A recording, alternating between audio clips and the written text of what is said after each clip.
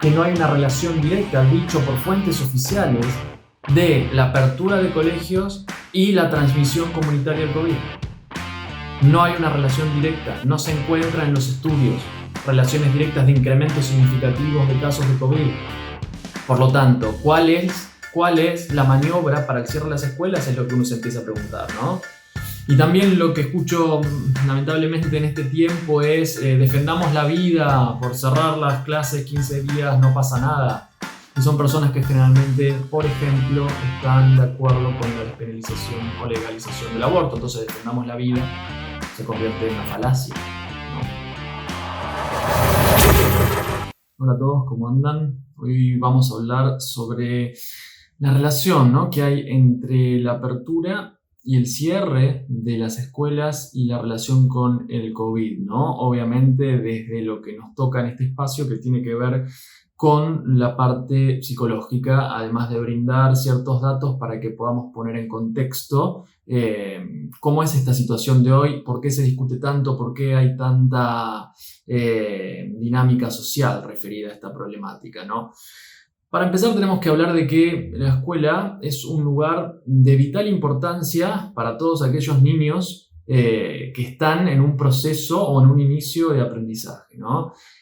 Pero hay muchas variables que se entrecruzan, por ejemplo, el acceso o no a la tecnología en el caso del cierre de las escuelas, el nivel socioeconómico, el trabajo, la actividad de los padres o de los cuidadores, los niveles de estrés y de violencia intrafamiliar que pueden suceder a partir de la toma de decisión A o B, o sea, apertura o cierre de la misma.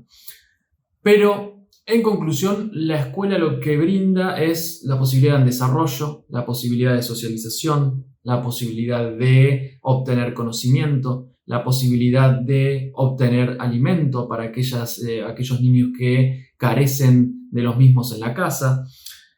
Le da una seguridad a los padres o a los cuidadores de que pueden ir al trabajo, de que pueden tener una actividad y no tienen que estar en un periodo de tiempo del día con los niños. Entonces, brinda un montón de cosas, además de ser obviamente un derecho a la educación, y sobre todo para aquellos hogares que viven en vulnerabilidad, ¿no? Sobre todo para aquellos hogares que no cuentan con el dinero necesario, con la tecnología necesaria, con el espacio necesario para poder hacer una educación virtual, ¿no?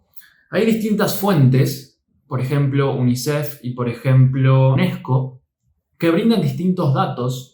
Más allá de que podemos hacer una salvedad de que los dos siguen la Agenda 2030, pero para salir de eso, referido al tema que estamos hablando hoy, la importancia de la escuela para prevenir la violencia intrafamiliar, repito, para prevenir las situaciones de abuso, para prevenir el desconocimiento y que después salgan niños que no tengan idea de cómo interpretar un texto o hacer una cuenta matemática muy sencilla. Porque eso después va a impactar en los futuros trabajos que pueden conseguir esos niños, ¿no? Cuando se los priva de la escuela en ya más de un año, ¿no? Tenemos todo el 2020 y ahora en 2021 en Argentina, que se ha vuelto a abrir, se ha vuelto a cerrar hace un par de días, un puñado de días nada más.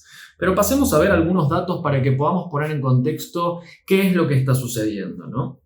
Por ejemplo, la UNESCO dice que durante el 2020, obviamente la pandemia, pero referido a la escuela, afectó a 1.600 millones de estudiantes, ¿no? Y que el 55% de los países con bajos ingresos optaron por la educación online, pero solo el 12% tienen conexión a internet. Por lo tanto, optamos, ¿no?, por una educación virtual, pero los hogares no tienen conexión a internet. Entonces, ¿dónde está esa educación? Estamos hablando de países en vías de desarrollo o subdesarrollados. Los países de primer mundo, muy probablemente estos porcentajes sean mucho más altos. Pero no solamente es un tema educativo, sino hay un entrecruzamiento de variables sociológicas, económicas, entre otras. La UNICEF, ¿qué dice? Más de la mitad de los hogares tienen internet. No estamos hablando de Argentina en este caso. En diciembre del 2020. ¿Y qué pasa con esto, no? El tema es que 1 de cada 2 hogares de los que tienen internet no tienen computadora. Entonces pueden tener internet con el celular, pueden tener internet de alguna manera, pero no cuentan con una disponibilidad tecnológica.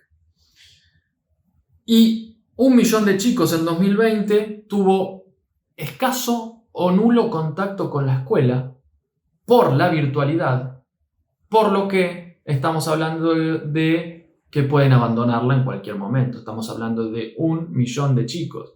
Por lo tanto, ¿es importante la presencialidad en este caso de las escuelas? Claro que sí, y sobre todo en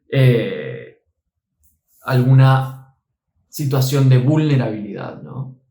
Me parecen súper importantes estos datos porque no estamos hablando solamente de lo que decía al inicio, de lo que la escuela da a los niños, sino también la posibilidad del refugio en cuanto a situaciones de extrema vulnerabilidad o de vulnerabilidad o de socialización o de un plato de comida o de un montón de más variables que no solamente la escuela es igual a la obtención de conocimiento, tiene un montón de otras funcionalidades, ¿no?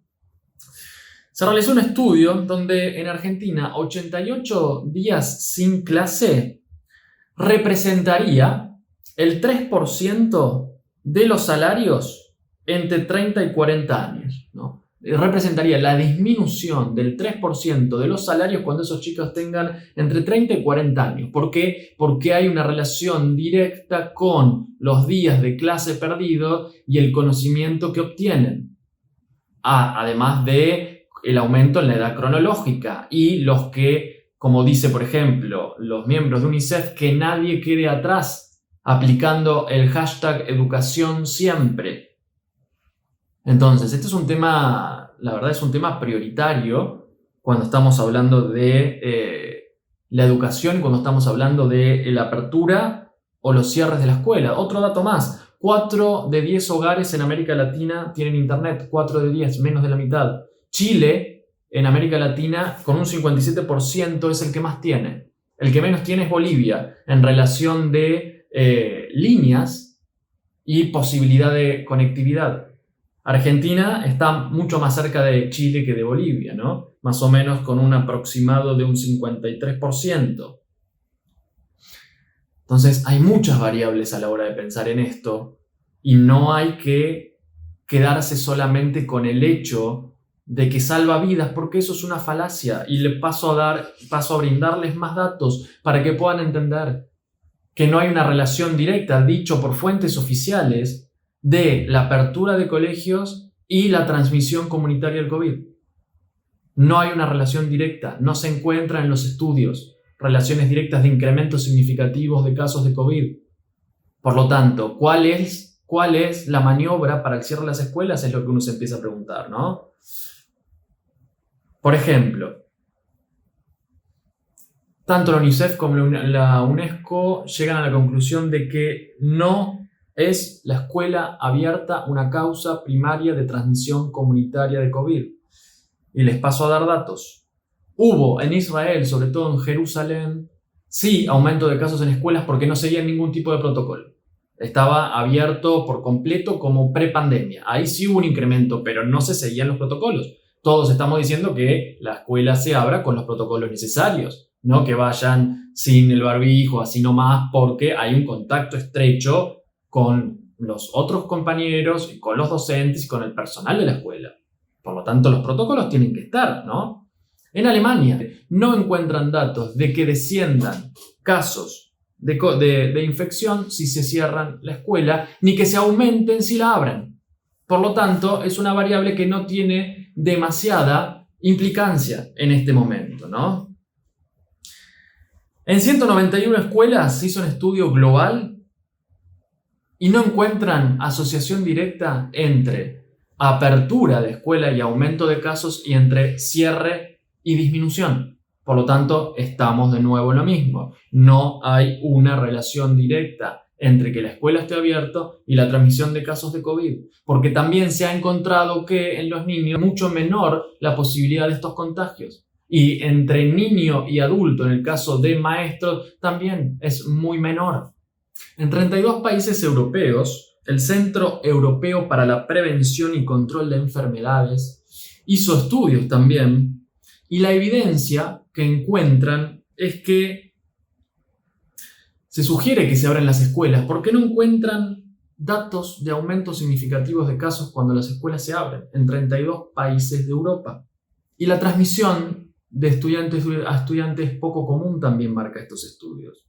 Por lo tanto, ya he brindado más que datos suficientes, ¿no?, para poder entender varios puntos. Primero, la educación no es solamente un tema de conocimiento, hay otras variables que están implicadas. No solamente es la obtención de matemáticas, lengua, ciencias sociales, etcétera, sino tiene que ver con otras variables, como por ejemplo estar presente para situaciones de vulnerabilidad, situaciones psicológicas de violencia, situaciones de estrés del núcleo familiar, situaciones donde los padres puedan estar también tranquilos para desempeñar su trabajo y llevar o mantener la economía del hogar.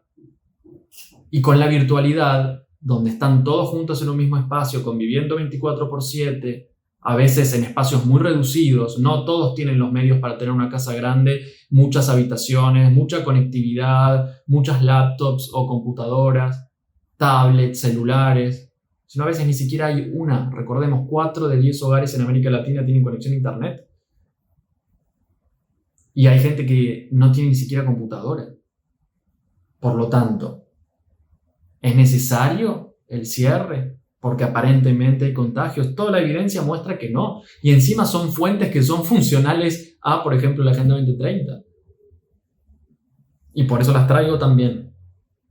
Entonces, esto es un tema para la reflexión, es un tema para pensarlo desde muchas variables, qué es lo que está sucediendo, pero desde lo solamente psicológico, impacta mucho en la salud mental de los niños, de los padres, de los cuidadores, de los maestros, de los profesores, de todos.